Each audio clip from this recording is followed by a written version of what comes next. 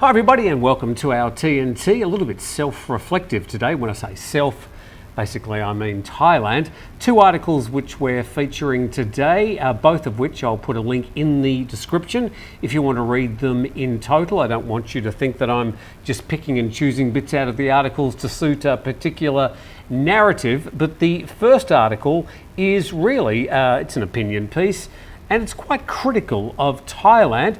We'll be interested to hear your thoughts on the matter. And it comes from Thailand-business-news.com. Headline, Thailand in decline, reckoning with 2 lost decades. And it says it's been penned by a Mr. J. Allen. Let's find out a little bit more about this person.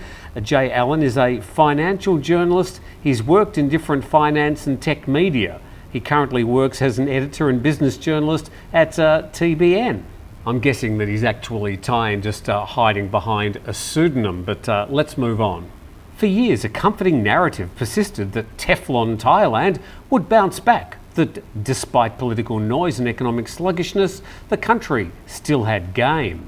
This is a long and well-written opinion piece. I'll just pick out a few phrases. That optimism has all but vanished. Nearly every major indicator, political or economic, is pointing downward. It's time to stop pretending and start reckoning with the cost of 2 wasted decades. Under the heading of a broken political machine, it says it starts with politics, the root of our malaise. It's not simply that Thai politics is unstable, it's structurally incapable of stability. 6 prime ministers suspended in 20 years, most removed altogether. The only one who endured, a coup leader. This chronic instability stems from deep-rooted structural flaws. And the writer, using terms like our malaise, makes me think that he or she might in fact be Thai. And it goes on, the bigger picture is that Thai politics is designed, yes designed, to uphold establishment power and crush meaningful democratic reform.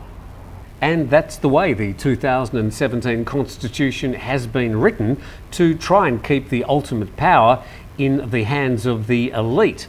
And it was penned in such a way, under the leadership of General Prayut Chan-o-cha, that things like the Constitution Court and the Electoral Commission really had way too much power to even oust prime ministers.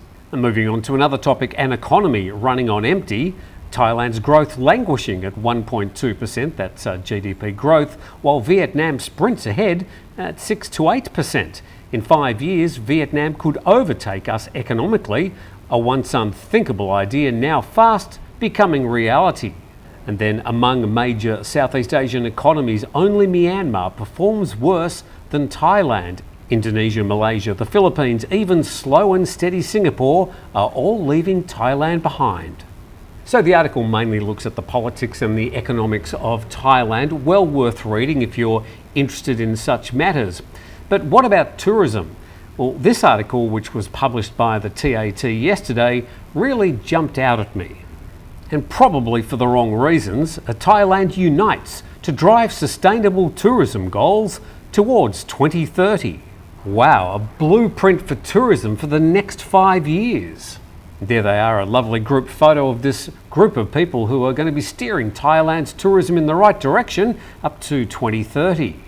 And the Tourism Authority of Thailand, together with 20 public and private sector partners, signed a landmark letter of intent to accelerate progress towards the Sustainable Tourism Goals, the STGs, by 2030, a unified national commitment to transform Thailand's tourism sector through sustainability and shared responsibility. Wow, I'm excited. How about the Minister of Tourism and Sports? Well, he's excited too. This is more than ceremony, it's a strong declaration of intent. I commend TAT and all partners for uniting with a purpose. This is a defining step towards a more responsible, inclusive and future-ready Thai tourism industry. I'm dripping with anticipation. What exactly are they going to do? Well, the Sustainable Tourism Goals aim to elevate Thailand's tourism offerings through a balanced approach to economic development, social equity, environmental protection and sound governance. Well, here they are. Here's the 21 signatories, the government entities at the top there, starting with the TAT and the Department of Tourism. And then we've got the 13 private sector and civil society signatories below. So I'm thinking if you need some more details, go and see some of these people. Apparently it promotes emissions reduction, resource efficiency, biodiversity protection and improved management standards across economic, social, environmental and governance dimensions, with equity and local participation at the core. For example, here we go. TAT will support tourism businesses in achieving sustainability certification through tools like Sustainable Tourism Goals STAR, the Carbon Footprint Hotel Platform and the Thailand Tourism Awards. And the TAT Governor, Ms. Tapani, reaffirmed the agency's leadership role in driving meaningful change. She said this is a decisive step towards reshaping tourism in Thailand. And just to cap off this random word salad, while non-binding, the letter of intent sets a shared direction with progress jointly reviewed. It's valid for 1 year from the date of signing and may be extended by mutual consent. Now, from before COVID, during COVID, and then during the initial recovery after COVID, I've never had much good to say about the TAT. And I'm glad to say this article, which was published yesterday and is on their website, and the link is there for you to read the entire article, does nothing to change my opinion. I would suggest that every single tourist that comes to Thailand would read that article and say nothing that they've spoken about will make me decide to go to Thailand rather than some other country. So I ask humbly, what about the footpaths we keep tripping over? What about the messy cabling in a city like Bangkok?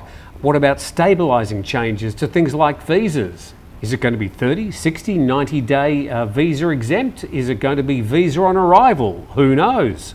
Are they going to improve the arrival process, streamline things like the TDAC so that we can actually walk through a gate rather than going to all the trouble of filling out a TDAC and then we still have to front up to an immigration officer?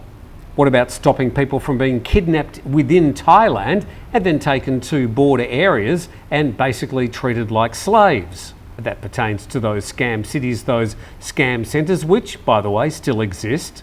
Who's providing some stable regulations about cannabis? And there's probably 20,000 other questions. You might have some of your own. Now, don't get me wrong, I love living in the country. But when they start talking about tourism numbers languishing or even starting to drop, there are some clear indicators why people aren't coming to Thailand. None of them which have been covered by this grand vision for the next 5 years by the TAT. So, what do you think about their vision? What do you think about some of the things that should be done to attract tourists back to the country? Are they sitting on their laurels about amazing Thailand, which we used to enjoy 20 years ago, but now seems a bit, second-hand? Over to you. Get into the comments section. If you'd like to support the channel, you can always do that on Buy Me a Coffee. Otherwise, please subscribe to the channel. Have a fantastic rest of your Tuesday. We'll see you next time.